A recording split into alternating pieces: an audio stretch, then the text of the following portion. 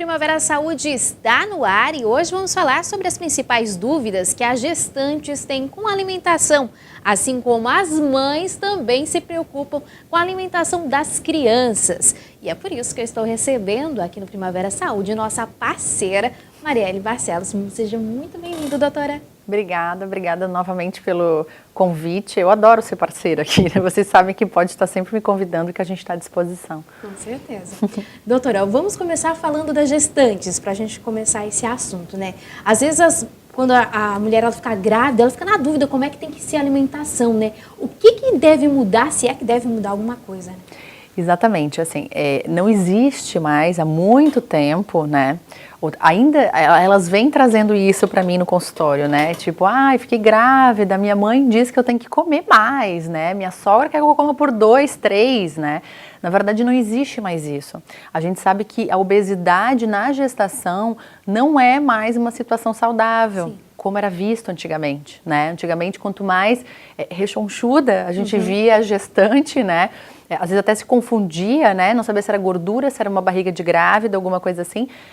Era dito como saudável. Hoje em dia não. A gente já sabe que, por exemplo, excesso de peso atrapalha, tanto no processo de formação fetal, como vai dizer muito desse bebê ou dessa criança futuramente. E tem vários riscos para a mulher, né?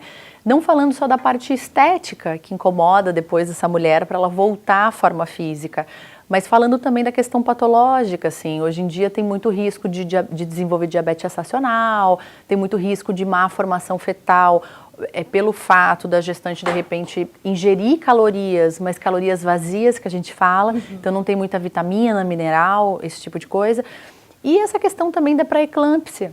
É super importante ela manter os padrões corretos de pressão arterial, e isso tem muito a ver com a alimentação que ela vai ter durante esse período. Em toda essa situação, doutora, quais são os principais cuidados que se deve ter?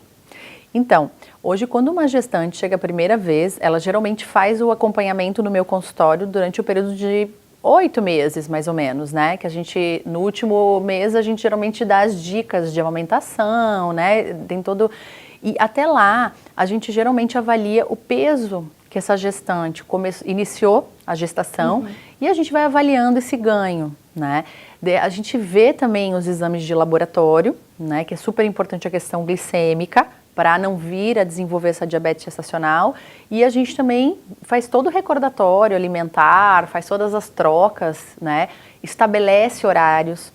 Uma coisa que eu acho muito legal é que a mulher, ela fica muito atenciosa nesse período, assim.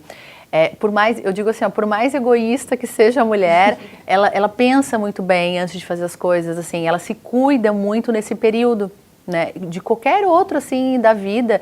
Eu costumo brincar com as minhas gestantes, eu falei, nossa, a gestante só ganha das noivas, porque as noivas também querem estar super, né, bonitinha no dia do casamento.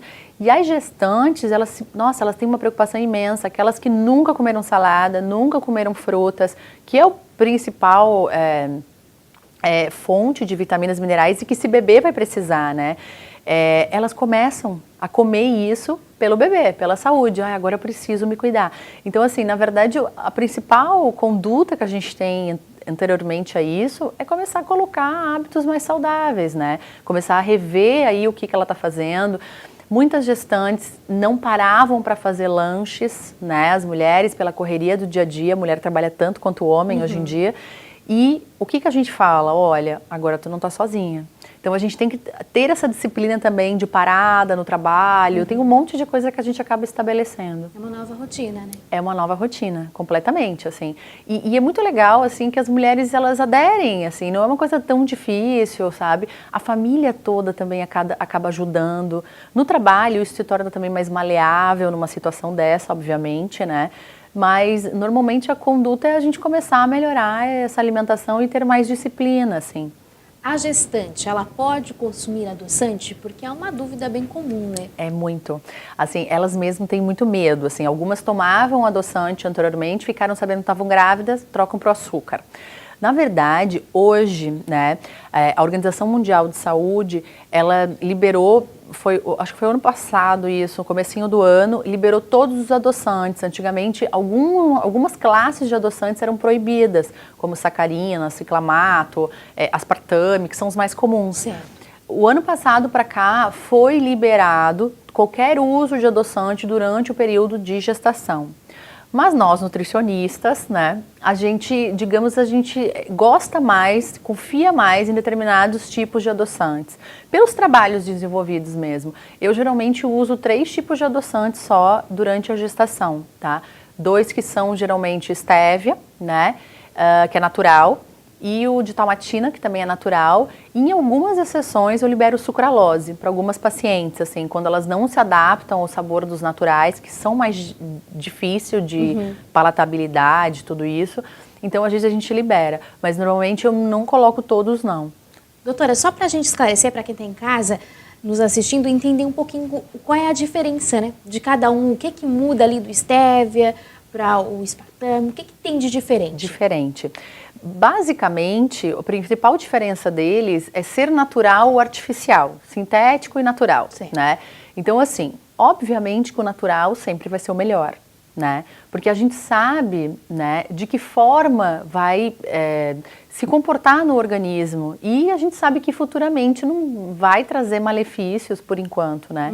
Então, assim, os artificiais, né, que são sintetizados, que eles não existem na natureza, que é o de sacarina, que é o famoso ciclamato sacarina sódica, né? E tem o de aspartame, né? Que normalmente eles são sintetizados, eles não são naturais, eles não têm onde a gente retirar isso, tá? Normalmente eles são adoçantes artificiais, são criados para adoçar, tá? Esses já tiveram também, não só com as gestantes, já tiveram histórias que seriam cancerígenos, então as pessoas têm muito medo de consumir eles até hoje por conta dessas histórias que foram aparecendo, né, ao longo da mídia, enfim, né, que hoje em dia é muito discutido isso. Será que realmente, né, faz mais ou menos, não faz nem 2 anos que eu tive numa palestra só sobre adoçantes, assim, e se falou muito disso, sabe, claro que a palestra também era em conjunto com a Organização Mundial da Saúde, mas se falou que a gente não precisaria restringir nenhum adoçante, assim. Só que a gente, como nutricionista, a gente ainda tem um pouco mais de cautela, assim, a gente não libera todos, assim. E daí tem os naturais, né, que a gente chama, que são aqueles que, por exemplo, são oriundos da natureza. Por exemplo, a estévia é uma planta, né, que a folha dela tem um gosto mais, ela consegue adoçar os produtos, mas ela é bem amarga, assim, ela não é todo mundo que morre de amores pelo sabor, né. A talmatina também é um adoçante natural que a gente não tem no Brasil ainda, a gente só importa, é um preço não tão acessível. Não está sendo feito de marcas, a gente tem uma única marca hoje em dia no mercado brasileiro e é misturado de estévia também para dar esse sabor mais adocicado, mas não é todo mundo que se adapta, assim. E tem os outros adoçantes que são provenientes, né, de adoçantes naturais da natureza, que a gente diz, né, que são açúcares que não têm o valor nutricional de um açúcar normal, uma sacarose, que é o xilitol, o manitol, tem o... me deu um branco agora. Mas enfim, esse xilitol é muito usado hoje, porque o poder dele de adoçar os produtos é muito bom, assim. E ele fica muito parecido com açúcar. E ele é bastante utilizado, também é natural. E também é indicado. Também super indicado. Na verdade, o xilitol a gente usa muito hoje em dia para pedir para as pessoas adoçarem as coisas. Sim. Mas no meu consultório as pessoas usam muito para fazer bolo, pães, receitas, assim, sabe? Sim. Como todos os produtos, né, os naturais, eles são bem mais caros, né? Eles são, não é um acesso tão fácil, né? Ele não existe em todos os lugares, mercados às vezes a gente não consegue utilizar, a gente só consegue achar às vezes em farmácia de manipulação ou em lojas de produtos naturais, mas é super indicado também. E eu acho que é um preço que vale a pena pagar, né? Eu sou suspeita em falar disso, quando a gente né? fala de saúde, né, Mari? Eu acho que é um preço que a gente paga para a gente não pagar outras coisas lá na frente, assim, né? Na verdade, esse espaço lá na frente está cada vez menor, né? Tipo, a gente às vezes pensa, poxa, eu tenho 35 anos, eu acho que eu vou, se der algum problema eu vou ter lá com 70. Mas não, cada vez mais as doenças, as patologias estão aparecendo com menor idade, né? Porque a gente está fazendo um uso muito maior do que as pessoas a nossa geração atrás faziam, né? A gente consome mais coisas, acabam que os ingredientes ruins estão presentes em mais alimentos, né?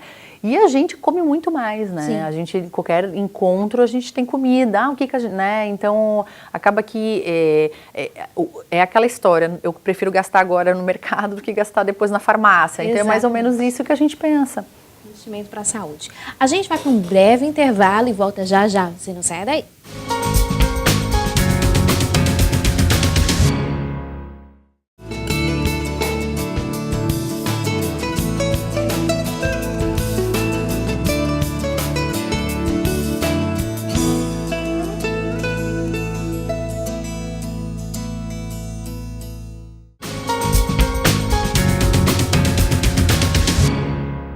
Estamos de volta e você pode participar com a gente através do telefone 3442-2012 ou ainda através de mensagem no WhatsApp, número 8505-6342. O tema de hoje é alimentação.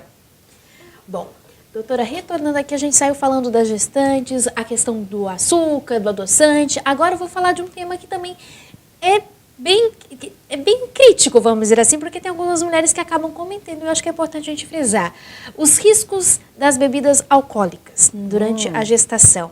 Isso é super importante a gente frisar.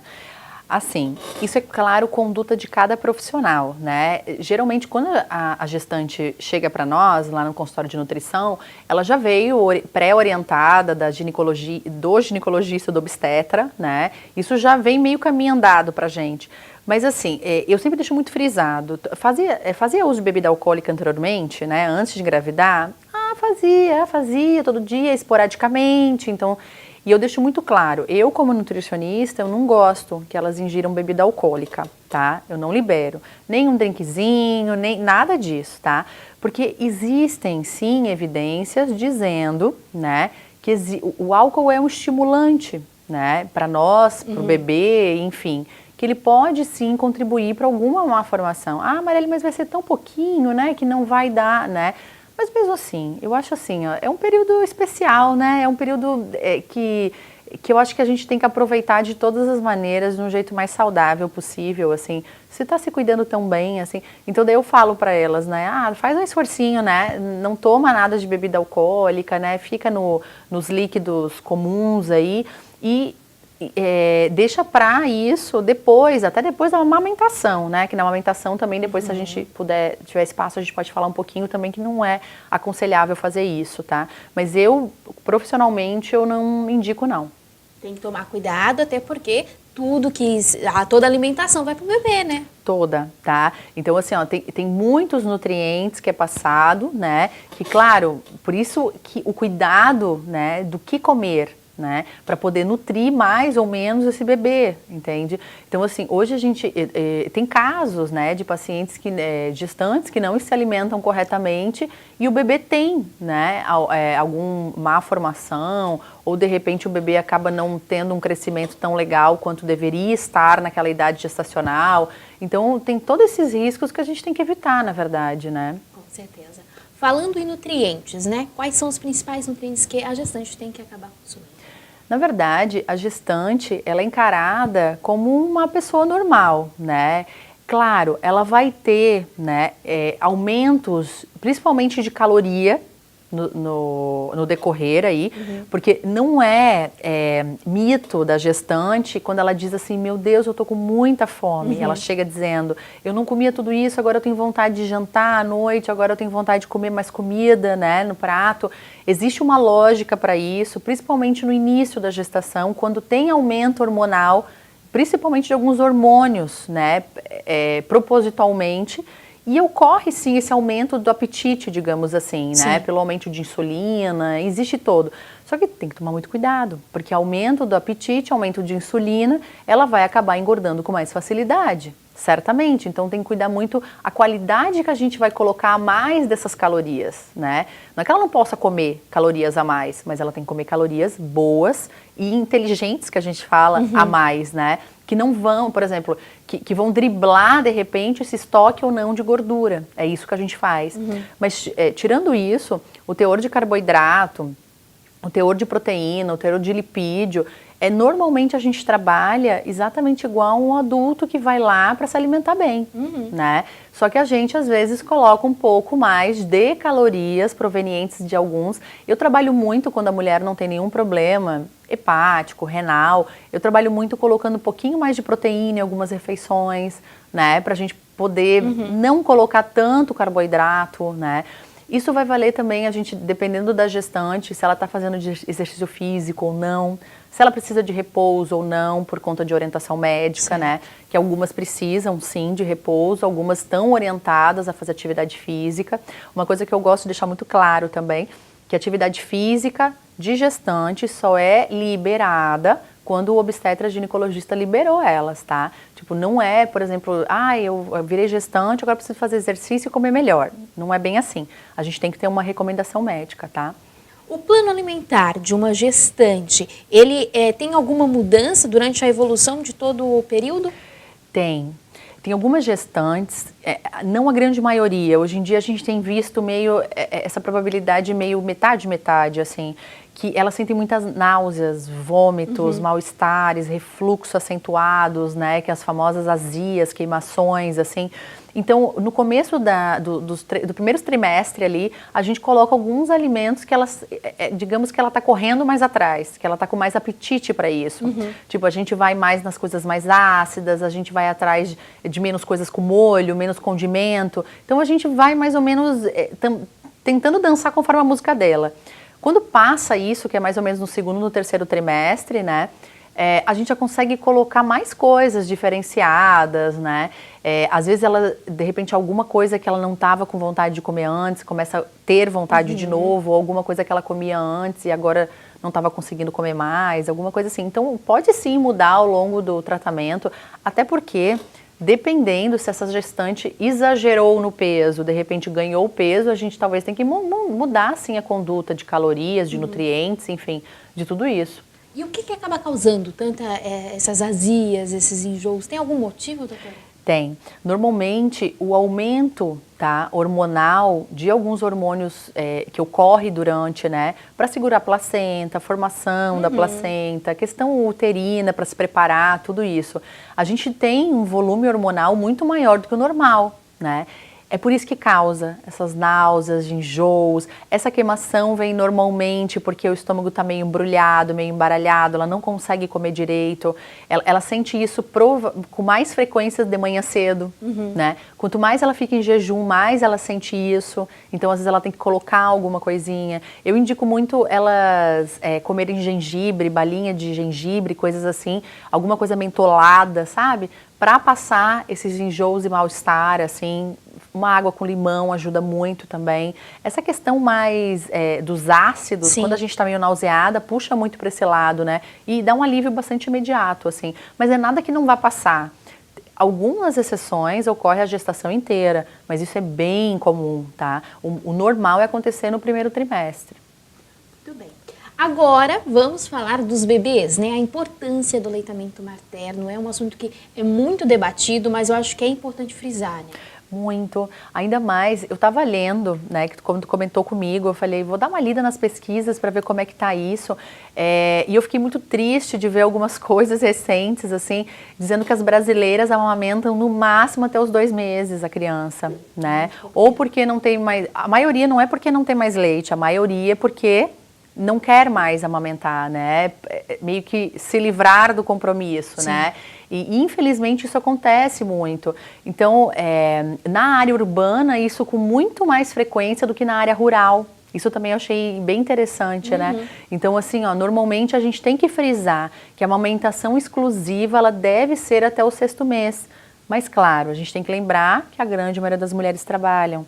Elas têm geralmente licença maternidade de 4 meses, certo? Algumas exceções conseguem ficar até 6 meses, né? Sim.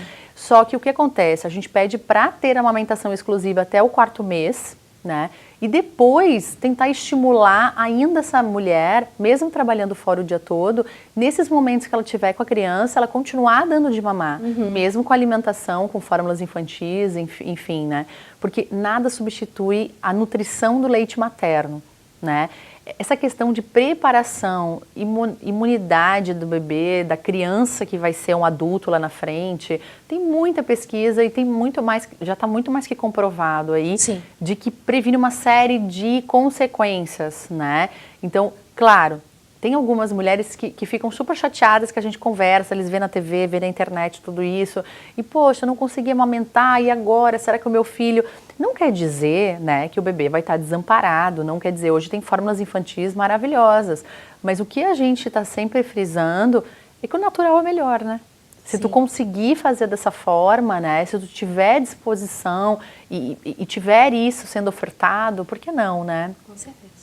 Agora tem algumas mães que também acabam de deixam de amamentar, acabam alegando que o leite não alimenta, ele não deixa meu filho saciado. Isso realmente acontece, doutora? Pode acontecer? Ou é a insegurança da mãe? Então, isso pode acontecer por vários motivos, não quer dizer que isso não exista, né? Claro que às vezes, por questão psicológica, isso acontece muito, tá? Essa frustração da mãe, esse nervosismo, né? Essa questão ambiental onde ela está em volta, assim, a gente vê muito, né?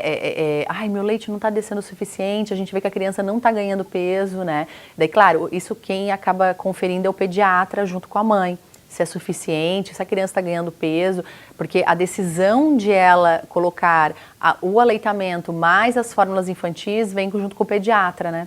Mas enfim, o que a gente vê isso na prática, tá?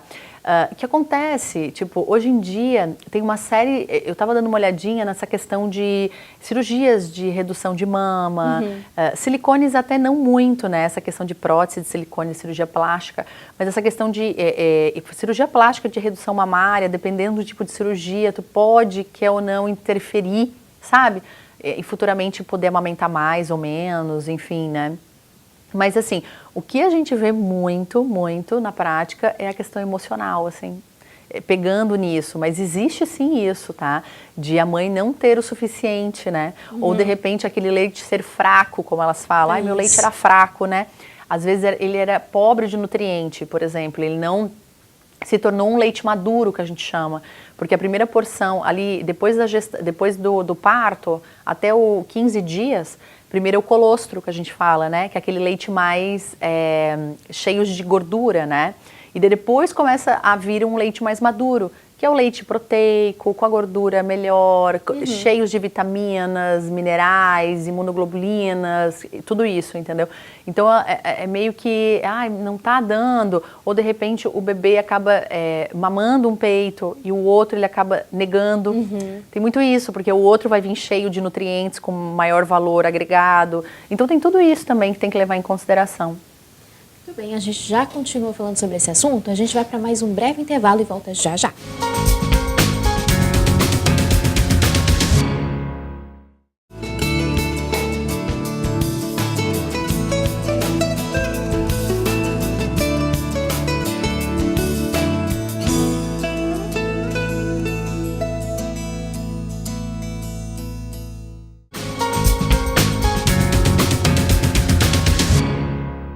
Estamos de volta e você pode e deve participar com a gente através do telefone 3442-2012.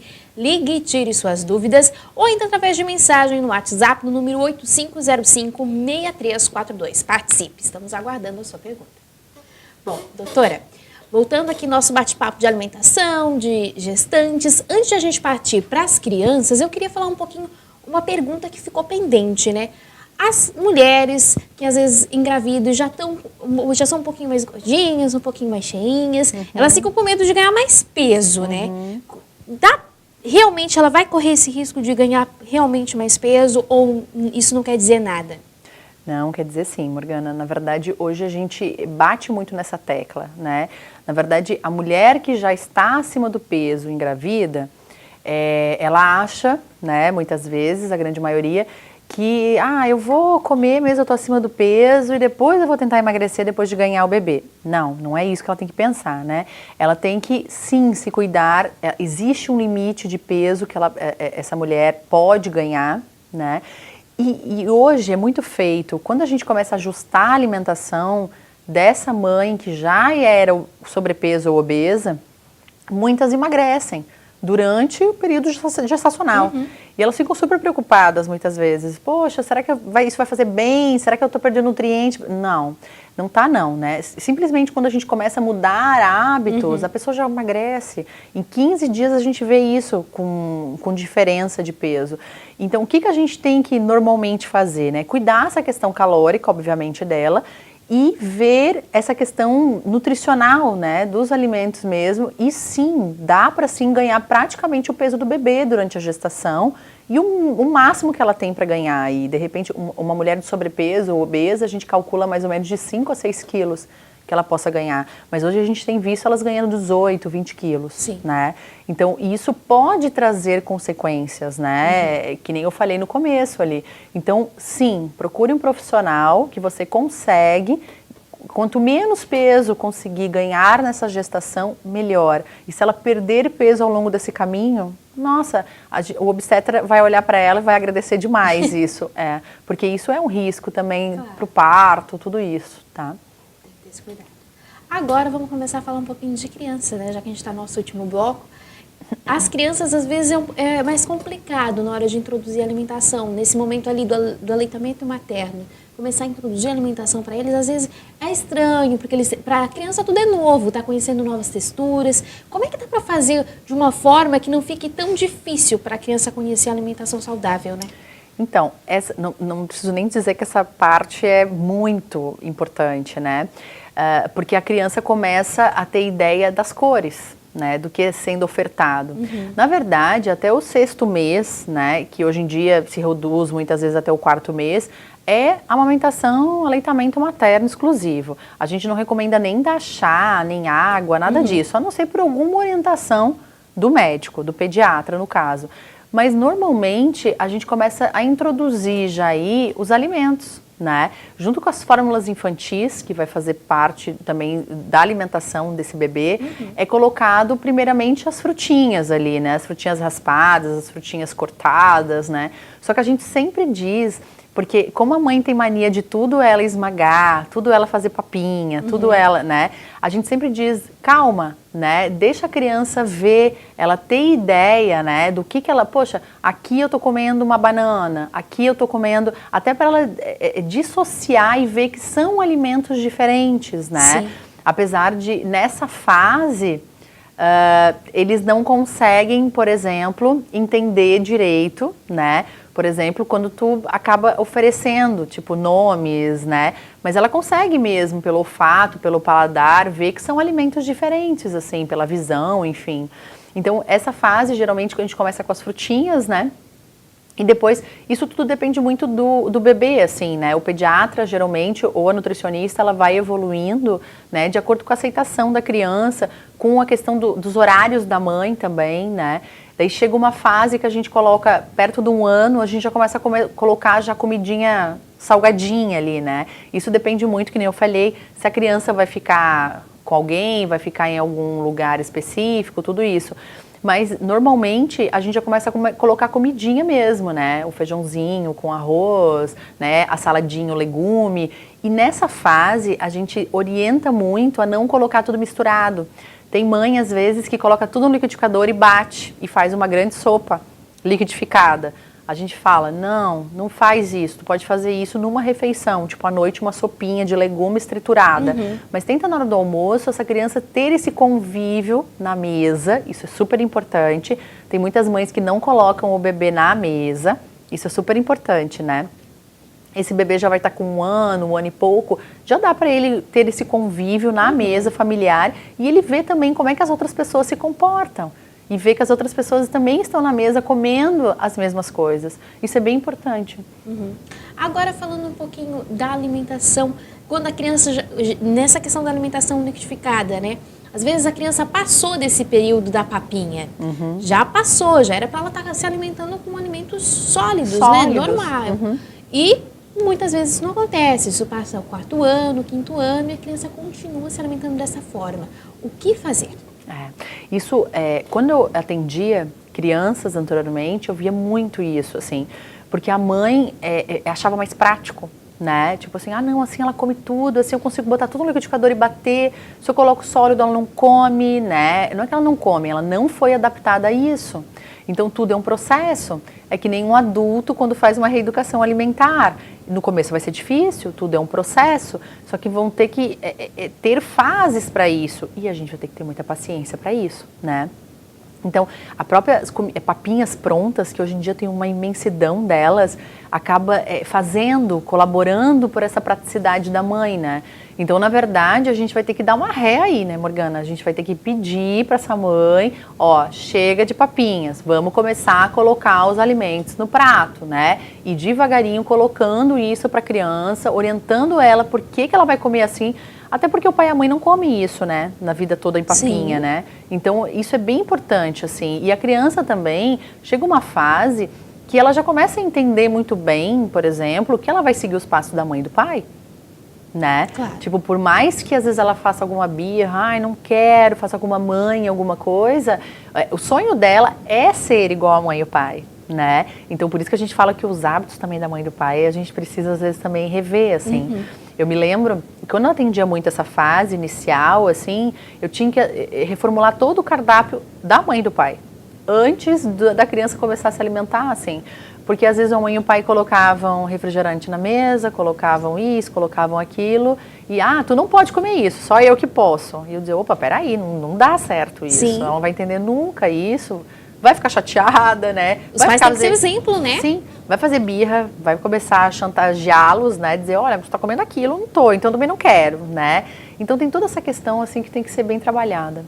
Bom, Mari, a gente está chegando na reta final, mas antes de terminar, não tem como sair desse papo sem a gente falar como poupar as crianças, às vezes, ou até proibir de certa maneira, porque às vezes as mães acabam fazendo muitas vontades das crianças, né? E acabam deixando elas comer batata frita todo dia, hambúrguer, enfim, esse monte de gordura que não faz nem um pouco bem, né, para a saúde. Como é que dá para cortar isso na alimentação das crianças? Eu acho assim, a gente tem que achar alternativas para substituir isso, né? Por exemplo, poxa, meu filho come batata frita todos os dias, ele se acostumou com isso todos os dias, né? A gente vai ter que fazer alguns acordos em casa, né? Ou a gente vai ter que mudar o jeito de fazer essa batata frita. Eu gosto de trabalhar muito com o jeito de fazer essa batata frita. É um exemplo, né? Tem vários alimentos. A gente pode começar, ao invés de comprar congelada, fazer em casa. Em vez de fritar, a gente pode colocar lá na fritadeira que não tem óleo, ou colocar assar. Então a gente vai trabalhando essas formas, essas substituições. A mesma coisa com os outros produtos, né? Por exemplo, a criança, quando ela começou o hábito dela, ela não comeu salgadinho. Ela não comeu doce, ela não comeu chocolate. Ela foi comer isso lá depois porque alguém ofereceu. Né? Então, assim, ó, a gente, na verdade, os pais, né, as crianças, têm que começar a ter limites, né? Igual a gente acaba tendo. Sim. Né? Saber o que deve, o que não deve, né? Tipo assim, ó, é muito complicado tu querer agradar a criança ou ceder o tempo todo, né? Porque assim, ó, o pai e a mãe não vão achar problema só na alimentação, vai acabar sendo problema em várias outras partes, né, da formação da criança, assim. Então, na verdade, a gente começa essa substituição, começa a mudar esse jeito de ver em casa, né? E as crianças é muito engraçado. A gente conversando com elas, hoje eu atendo de 6 para cima, então uma de 6 anos, assim, a gente conversa muito no consultório, a gente explica tudo isso, assim. E, claro, às vezes não é na primeira vez que a gente consegue convencê-las, né? Porque elas são muito espertas. Sim. Mas elas vejam, assim, a gente tem que sempre dar o motivo por que a gente está fazendo isso. Não adianta dizer que não pode, porque simplesmente não pode. Essa não cola para ninguém, né? Inclusive para elas. Então, na verdade, é uma questão de processo mesmo, assim. Não é uma questão muito fácil, assim, mas também não é impossível. Dá sim para a gente estar fazendo essa transformação aos poucos. Mari, mais uma vez, muito obrigada por participar do Primavera Saúde. Obrigada a vocês, muito obrigada pelo convite novamente. Eu adoro vir aqui, gosto muito do pessoal que volta lá no consultório dizendo que viu, muita gente assiste o programa de vocês, meus pacientes, e eu gosto muito, vocês podem me convidar quando vocês precisarem. Tá certo. A gente sabe, antes de finalizar, eu lembrei agora que a sua mãe tá de aniversário, né, Mari? Tá sim, a mãe tá de aniversário hoje e ela deve estar assistindo a gente, viu? E eu queria mandar um beijo para ela, um parabéns e que ela continua sendo essa mãe maravilhosa que ela sempre foi. Olha que lindo, isso aí. Como é que é o nome dela? Irma. Beijo, dona Irma, parabéns, muitas felicidades, que Deus abençoe. Vamos para o nosso momento de reflexão? Une-te, pois Deus, e tenha paz, e assim te sobreviverá o bem. Jó, capítulo 22, versículo 21. Primavera Saúde vai ficando por aqui. Nós voltamos semana que vem com mais um tema. Até lá. Tchau, tchau.